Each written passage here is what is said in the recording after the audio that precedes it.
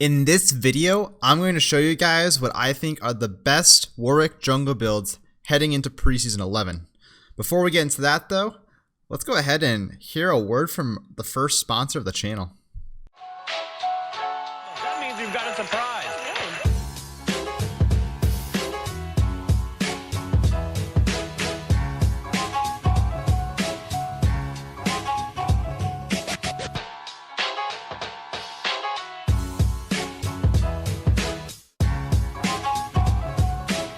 Ekster's next generation wallet, which is ultra slim and trackable.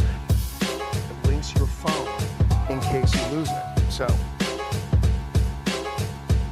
that is brilliant.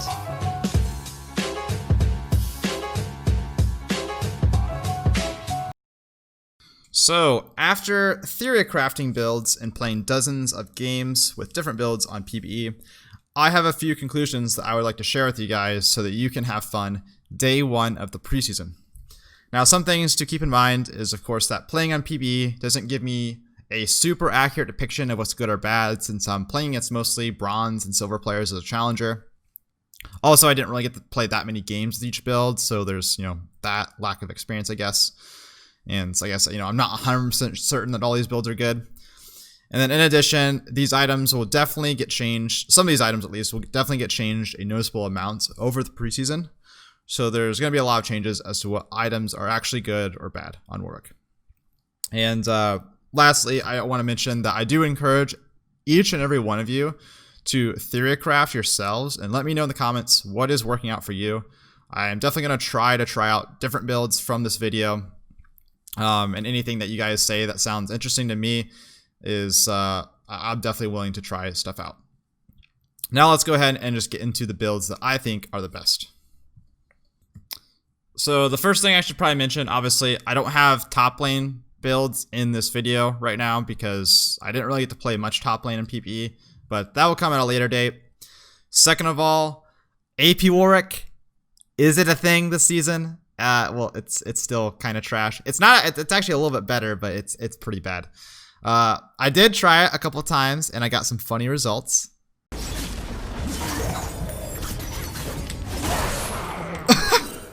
What the fuck? That's so funny, dude. Like, what is that? What is this shit? But outside of this clip where I have over 20 kills, there's still too many problems, and Warwick doesn't have enough AP ratios for this build to be legitimate. So the next thing I want to talk about is Tiamat. Is Tiamat still mandatory on Warwick in the jungle? That is something I'm actually not 100% sure of yet. I think it is, so I will continue to recommend it, but it did get pretty heavy nerfs going into Preseason 11. It got split into two items. First there's just Tiamat without the Tiamat active. It also no longer has, regeneration, but no one cares about that. But it built out a pickaxe now instead of two longswords, which is a little bit of a problem. And yeah, no longer gives the active. And also, after you full clear, your first clear, you're going to recall on 1100 gold instead of 1200 gold. And Tiamat costs 1200 gold, so that's a little bit of a problem. I would like to see buffs for that in the future. And then also there is the Iron Spike Whip, I think is what it's called, which is just Tiamat active on an item. And that's pretty garbage, honestly, in the early game for clearing, so I don't really recommend that early on. The first builds that I want to show you guys are going to be the tank builds.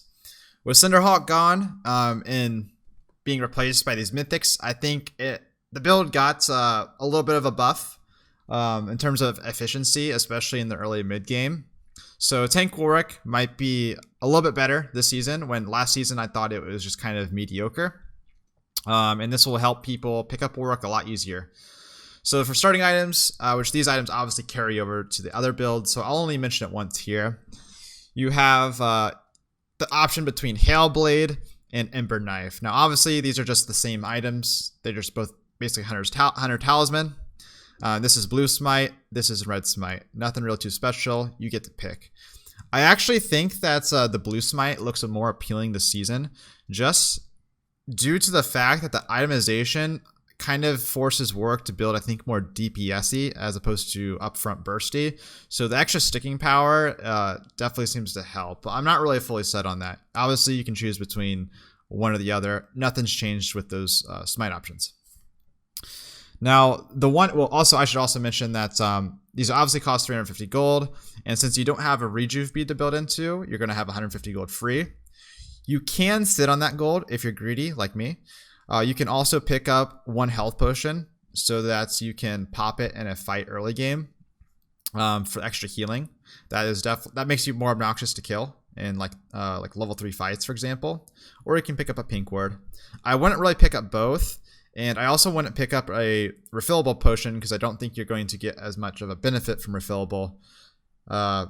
Well, because you have infinite sustain in the jungle, obviously, so you don't actually really need the healing in, like, as far as like sustain is concerned. You just need a little bit of, like if you want any regeneration, you're going to want it for combat. So like 1 HP pot is good enough for that, for a special situation where you think you're going to need it.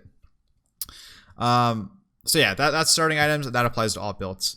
Now for tank work in particular, I don't think that Tiamat's really going to be the move because the Tiamat's, Titanic Hydra in particular, it got nerfed pretty hard.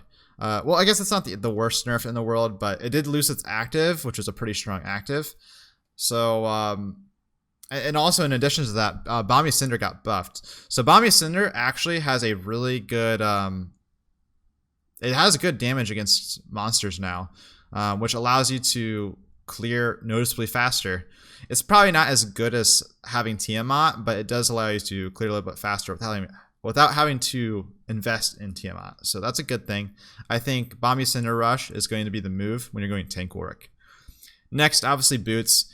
I didn't really mention any tier 2 boots. Boots stayed the same in case anyone's wondering, except for Ninja Tabais got renamed to like something steel caps. I don't know what they're called. Plated steel caps, that's what they're called now. But yeah, you can go plated steel caps, aka Ninja Tabai, or Merc Treads, or really any of the other items, honestly. Those are some options for boots. Your first item that you're going to, your first like core item that you're going to want to rush, I think in the jungle, is going to be between either Wit's End or Dead Man's Plate. Yeah, these items are kind of pretty different from each other because obviously Wit's End, which by the way, it did get a little bit of a rework. It lost its healing on hit, and instead has extra attack damage, which is okay, I guess, but I don't really like the change of the item, but it is probably a little bit better for Warwick. So Wit's End seems like a good option if you want some magic resist early on, and it also gives you a little bit more damage. It's the spike harder. And then you can also choose between that or Dead Man's Plate. Dead Man's Plate just got buffed. I think it just got buffed straight up. I guess I have to check. Maybe its armor got reduced or something, but it did get extra movement speed bonus. And Dead Man's is really strong in the early game because the movement speed allows you to not only close the gap on champions, not only does this item make you tankier, but it also allows you to move around the map a lot faster, which as a jungler, having like, this basically is boots of mobility. So having essentially boots of mobility, which actually works in combat at all times, like from like level 10 onwards, is really, really good. So I think Dead Man's Plate is good if you need some armor, or just by default, and then Wit's End if you want some magic resist. After you pick one of these items, I recommend going into your mythic item, and then afterwards you can build the other items. So you can go like Wit's End into Sunfire Aegis, and then get Dead Man's Plate, for example, or you can do Dead Man's into Aegis into Wit's End, whatever. The two mythic tank options I think that are viable for Warwick is Sunfire Aegis and Turbo Kim Tank. There's the other one, I can't remember what it's called, but I don't think it's really as good. It's more of a utility item, and I don't think Warwick has enough utility to make use of it. Sunfire Aegis is essentially just Sunfire Cape. And also, I didn't really mention mythics. So if you're not really sure of what mythics are, every champion's able to only buy one mythic item. You're only limited to one. It's supposed to be like the mega super item that everyone buys. It's not necessarily, so a lot of people think that you're just going to rush a mythic, but that's not really the case. I don't think it's going to be the case because the power of mythic items comes with the mythic passives, which is, so look at this mythic passive. You can see at the very bottom, I can't really hover it, obviously, but you can see it, mythic passive. Grants all other legendary items 5 ability haste. What does this mean? It means that you don't actually get the extra value of a mythic item until you've completed another legendary item. So it's basically the same value. So Sunfire Aegis by itself, if you rush this, is the same value as some of these items. But it gets stronger than these items once you start building more of these items. So yeah, I think building a mythic item seconds is perfectly fine and a lot of times optimal for most champions. Maybe even third, it might be the move. But I think for Tank Warwick in particular here, and well, Warwick in general, I think his mythic items you're going to want to rush second most of the time. So Sunfire Aegis is, yeah, it's essentially Sunfire Cape, gives a little bit more diverse stats, and it gives you more, like it's basically a buff Sunfire Cape, does more damage as you stick into fights. That's really the kind of the main thing to get out of it. Also, I didn't really mention ability haste, so some of you guys might be wondering, what's ability haste? This is going to be important throughout all these builds. It is essentially CDR. It is CDR that got nerfed, kind of. Essentially, it's like, I don't know. I guess it really depends on the items, but it's not as strong as CDR. Like 15 haste isn't as strong as 15 CDR, but it doesn't have a cap, so that means that eventually you can get to like 50% CDR, for example, which is actually kind of crazy. And there's a build I will mention later, which actually has 50% CDR. That is, I think, it's probably Warwick's best build. So in case you're interested in that, check that out here. Well, continue watching the video, I guess. But it's kind of thrown in on some items, and yeah, it's like, it's not as strong early on. It's harder to build ability haste, but it does sometimes eventually add up depending on the items. Also, another tank option is going to be Turbo Chem Tank. This is another mythic option. It gives a little bit more magic resist, and its mythic passive is it gives you tenacity and slow resist. And its active is, well, it's basically Righteous Glory on live. This is literally Righteous Glory. So this item is going to be a good tank alternative if you want to be the main engage for your team, or if you just kind of get countered by the enemy team. And yeah, you just want to be more of a utility champion. Going Turbo Chem Tank might be the move. The extra tenacity and slow resist you get from the passive will obviously be really nice. Combining that with runes and masteries, and yeah, you might be kind of hard to kite off, and you might be able to reliably engage a lot of fights. So this is good if you just want to play more of an engaged tank role, and this is good if you want to be kind of more of like a damage tank, more of a juggernaut, I should say. So yeah, again, after these mythic items, you're going to want to finish whatever you didn't get here, I think. And then past that, see what that puts you as. You'll have boots. You'll have 1, 2, 3, 4. You're going to have 2 more item slots open. And there's a lot of options that you have. I think tank items actually look pretty disappointing right now on PBE for Preseason 11.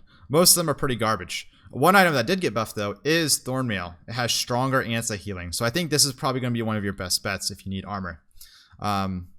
Also, another one of Warwick's best items is going to be Death's Dance. This is probably just like the best item for Warwick in general that's not a mythic. It just honestly gives you everything. It still has its, its bleed effect that Death's Dance has on live. And it doesn't have the Omni Vamp, but it has an additional passive where champion takedowns cleanse ignore pain's remaining damage pool. So that means that if you get like if someone bursts you, if like Veigar ults you and you kill Veigar, and you're not going to get like the bleed. You're going to just like ignore the bleed effect from all of his ult damage, for example. In addition to that, you also heal off of it. So after you kill people, basically you just heal and you take less damage. And you also get a movement speed effect for 2 seconds over the duration, which is like really, really strong. Like this pass is just really nuts for Warwick.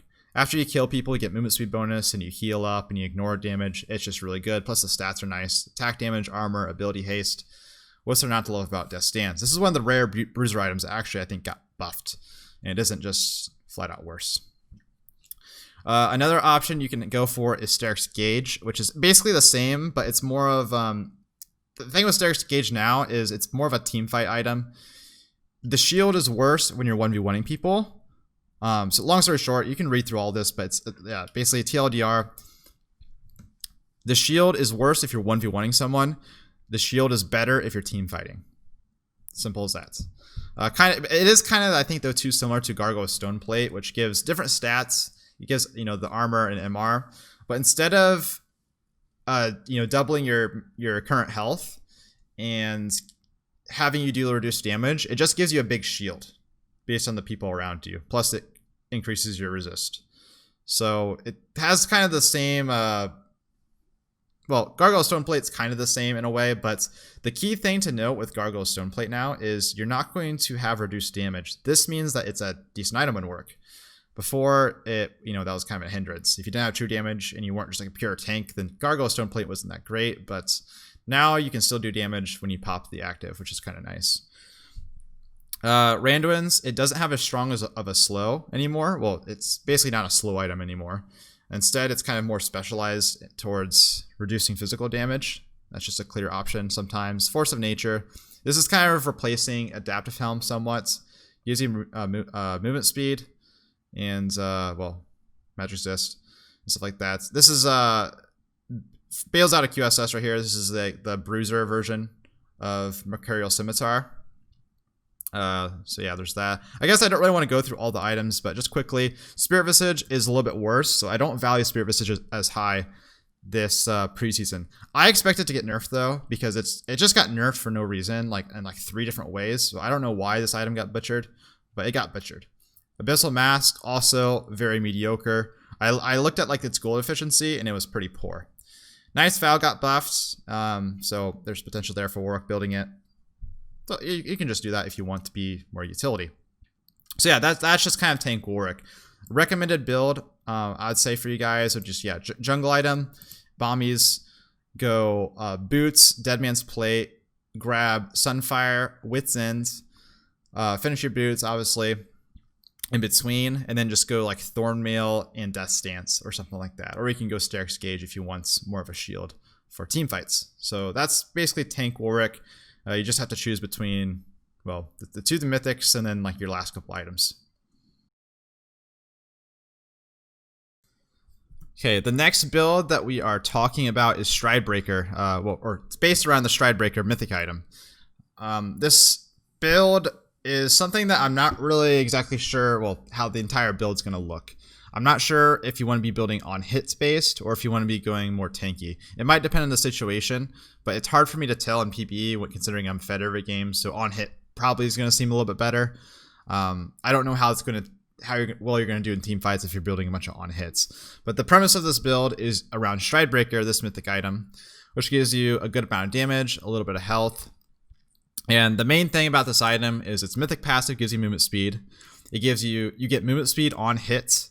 With the heroic gate passive there. And then you also have Tiamat active that also slows enemies for 2 seconds by a large amount. It's essentially like Randuin's combined with Tiamat active. And it's on 20-second cooldown, so you can kind of spam it a little bit. So yeah, this item is kind of based around making picks and catching up to enemies. So I think this is going to be great if you're trying to play around mid-game picks, or if you're trying to play it around the side lane. If you're trying to catch up to range champions, so if they have a lot of range champions in the team, maybe this will be a good option. Don't really entirely know yet, but what I do know, Stridebreaker is going to be good. What I don't know is what is going to be good around it. So far, I think that Tiamat boots into Titanic Hydra is the move. I tried Ravenous Hydra, didn't really like it compared to Titanic Hydra. The thing about Titanic Hydra is, it makes you a little bit tankier, which is nice. But you're going to actually be able to utilize the on-hit damage from Titanic Hydra a little bit more if you're slowing enemies. So if you use Stridebreaker active and you slow the enemies down, you can, maul them for 5 seconds. Or sorry, maybe not 5 seconds, but you can maul them for a couple of seconds pretty reliably, get a couple more hits in than you would with any other builds. You're less likely to get kited out because you have high amount of movement speed in combat, and you're slowing enemies down.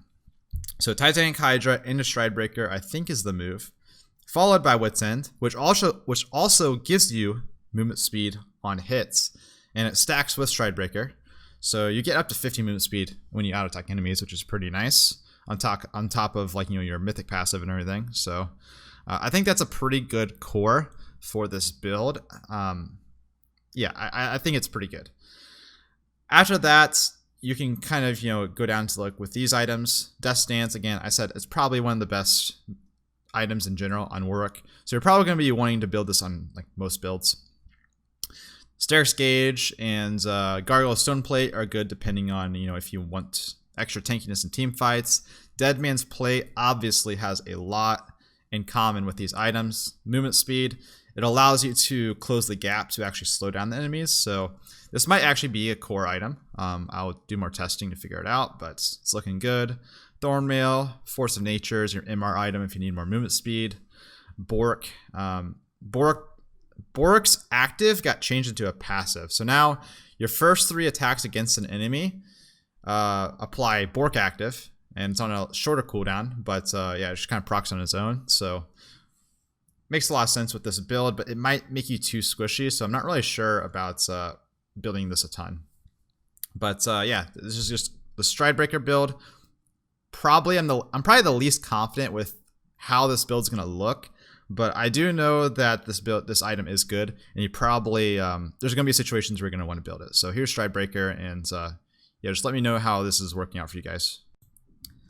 Okay, so I finally get to show you guys the Warwick build for me this season. The build that has me super hyped up, and I'm really excited to play on live. I feel like Warwick is saved. Going into this video a couple of days ago, I was very concerned, feeling like Warwick was looking subpar and also not very fun, because a lot of you guys know my favorite build in Warwick was to go Warrior into GA, the zombie build. I loved playing AD Warwick and just life stealing a lot in the mid game and just having a lot of damage and just being like, a full AD kind of like pseudo assassin bruiser type, type thing. And I thought, there was no way of replacing it. But a couple of days ago, I discovered this build, and I am just very, very, very happy and very, very, very relieved. So this build's Gorewick is what I call it, because it's based around Gore Drinker. I mean, what else would I call it, right? But this is probably gonna be my favorite build going into preseason 11. And if you like the zombie build or any Warriorwick build, definitely try this out. I think a lot of you guys will love it. So the premise behind this build is a lot of attack damage, decent amount of beefiness, enough to not get one shot. You have the option to go obviously like GA, Sterix, Death Stance, Gargoyles, whatever, to avoid getting one shot. The artificial tankiness that I talked about a lot last season, when you're going full AD, is really good. But also you have a ton of CDR. This build reliably gets you up to 50% CDR. Not even up to, like minimum you have 50% CDR with this build. 6 items. Well, obviously you're not going to get the 6 items every game, but you should be 50% CDR majority of your games with this build, at least. You can get up to like 55, 57% CDR with this build, which is pretty nuts. And it makes work really fun when you can just spam Q and outplay people with your Q a lot. So this build, you go Tiamat, starting items, Tiamat, and then you go Ravenous Hydra. Now, check out Ravenous Hydra's stats with the gold cost. Does the stats look kind of familiar? It's pretty damn similar to Warrior last season. Warrior plus Tiamat. Warrior plus Tiamat, combine the two, you got Ravenous Hydra this season. 65 AD, 20 ability haste, which again, ability haste, not as good as CDR, but 20 ability haste is stronger than 10% CDR. That's all I can say. So it's like 13, 14% CDR or something like that. I don't know. I don't know what the stats are or the stat values are, but that's about what it is. It also gives you Omnivamp. So you actually heal more when you deal damage to enemies, which is an extra bonus that you didn't have last season, on top of the Tiamat passive. So yeah, this is basically Warrior fused with Tiamat, and I love it. Obviously, you missed out on the Tiamat active, but you do recover it later. So keep that in mind with the Gore Drinker. Next, you go Ionian Boots. You can go other boots. Definitely can go other boots. I will go other boots sometimes, but the extra CDR feels really good with this build and allows you to spike a lot sooner. I think with this, I think got like 35 ability haste plus Transcendence, assuming you're running Transcendence, because you can go either. You can go Resolve or you can go Sorcery Secondary, but I like Transcendence a lot. So if you had like 45 CDR or 45 ability haste, that's like 30% CDR. So something to keep in mind. So you get a lot of CDR really fast. Next, you go Gore Drinker. So yeah, check out this item. 45 attack damage, which is decent. 400 health. That's really good. That's a lot of health. A noticeable amount of health, at least. 20 ability haste, which is good. And it gives you the enhanced Tiamat active that does more single target damage, a little bit. It does a lot more AoE damage to people around the edges. And it heals you. It restores health based off of your missing health for every champion hits. So if you're in the middle of 5 people and you use this active, you're going to like recover half your health. It's basically Darius Q, and they just decided to give it to every champion. Oh, and also the cooldown's really low too. If you have 50% CDR, or 50%, if you have 50% CDR, the cooldown on this item is 7.5 seconds. So it's like, it's nothing like really too, like you can definitely use this multiple times in a fight every once in a while. So that's pretty hype. And then on top of that, you get this random ass passive, which is gain extra attack damage every time, when you're low in health, basically. You can get up to like 50 attack damage when you're low in health, which is really kind of hype. Really good with Warwick, obviously. And then the mythic passive gives you more ability haste. So you get more CDR. You already got 20 there. 20, 15, 20. That right there by itself is 55. If you throw in Transcendence, you have 65. And then if you, get 4 legendary items, that's an extra 20. So that's a lot of CDR, guys. That's a lot of CDR that you can reliably get. It's not troll. Like, you're not even like, it's not even like you're going out of your way to get a bunch of CDR. You're just, it's pretty hype. Afterwards, GA is an option still. GA has not changed at all. It fits really well with this build, like it did last season. The one, I guess, kind of caveat with this build is because you're building Goredrinker after your Ravenous Hydra and Boots, you're probably not going to get Guardian Angel at 20 minutes, which is around the time that's Baron spawns, which is why I like to build it last season a lot. After Warrior is because having GA up at 20 minutes and getting, being able to team fight, win a team fight, then do Baron is like really, really good in games, but getting it later is still fine. You spike hard here anyways. That's an option, just not as like mandatory, I guess.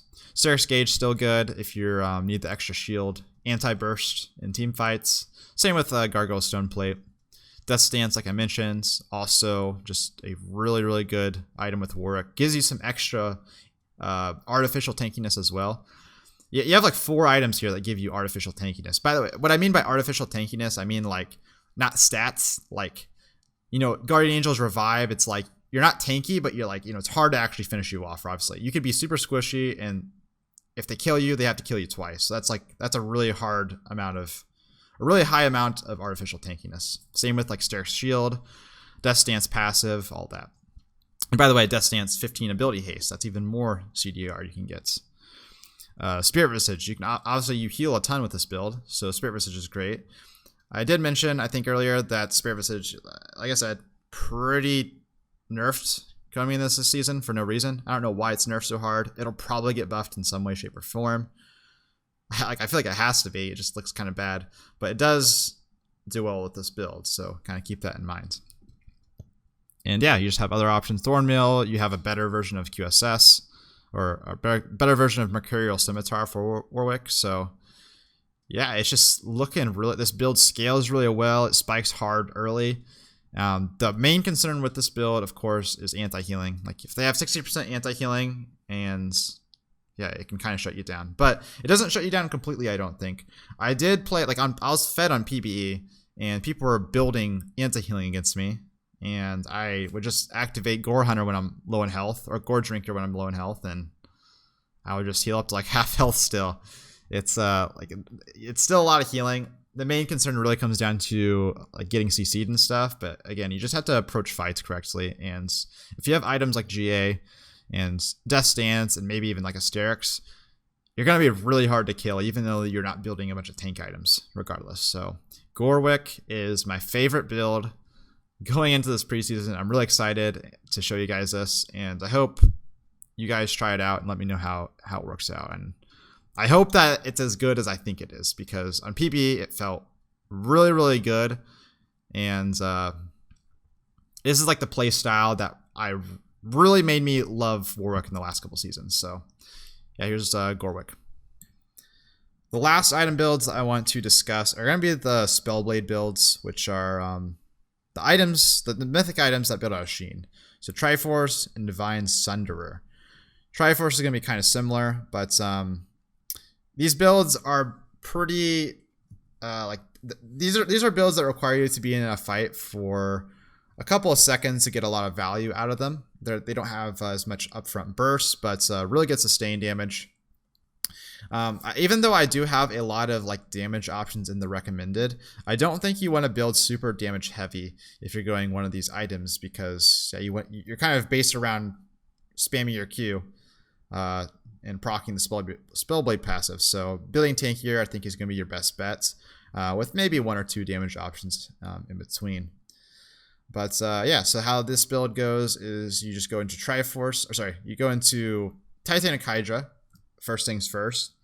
I think Ravenous Hydra has potential, but generally speaking, like I said, I think you want to be building a little bit tankier. And since you're intending on staying in a fight for a while, the extra on-hit damage with Titanic Hydra is obviously gives you a lot of potential. So I think Titanic Hydra is going to be the rush to go if you're building one of these items. Now Triforce, it's an interesting item now. It's kind of the same, but it gives you this extra passive where, well, you have the Phage proc, but it also, if you're attacking a enemy champion, if you attack an enemy champion 5 times, you get up to 30% bonus base AD. What this does is not only give you more attack damage, but it also increases your Spellblade procs. So when you actually like Q targets, you're going to be like, if you're in a fight for a couple seconds and you Q someone, you're going to be doing a lot of damage. Believe me, it's a lot of damage with your Qs. So it's kind of neat. And its mythic passive is, it gives you extra attack speed every time you complete a mythic or a legendary item, I should say. So yeah, this is Triforce is just your kind of basic bruiser item for sustaining in fights. Now, Divine Sunderer, I can't show you guys what the stats it gives, but it's essentially it's the same as Triforce, except for it's like I guess it's like a mix between Triforce and Goredrinker.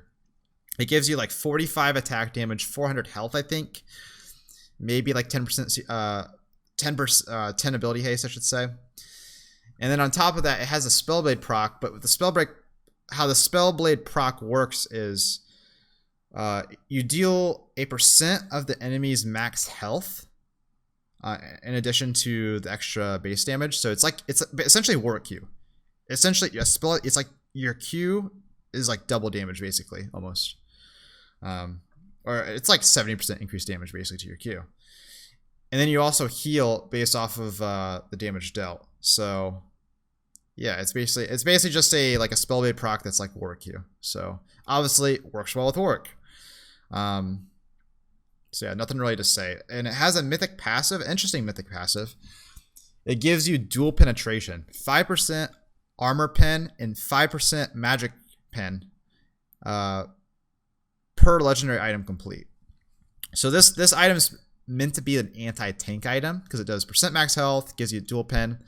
So this is when you're going to build Divine Sunderer, is if you're playing against a lot of tanks, this is the go-to item. If you're playing against a lot more squishies and bruisers, Triforce is going to be the move, assuming you're not going the other builds, of course. Afterwards, you can go Wit's Ends, Death Stance if you need some damage.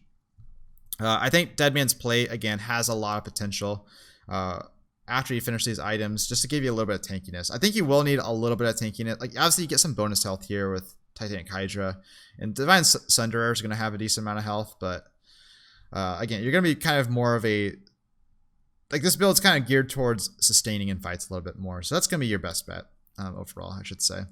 And then obviously you just have all these options for getting tanky and just building bruiser-ish, which I mentioned. I've kind of briefly gone over most of these items before, so this is the Spellblade items. So to wrap things up, I think overall Warwick is looking kind of mediocre going into preseason 11, but that the Gorewick build that I talked about, I think is looking promising for me, so we will see. There's a couple reasons as to why I think Warwick won't be that great. You know, Tiamat nerfs, no more Hunter's Machete, anti-healing being so strong. There's a couple reasons, and also a lack of some defensive options right now, but I do think that they'll get buffed up, so we'll have to see. But regardless, let me know how you guys, what builds you guys are trying out, what you guys think of them.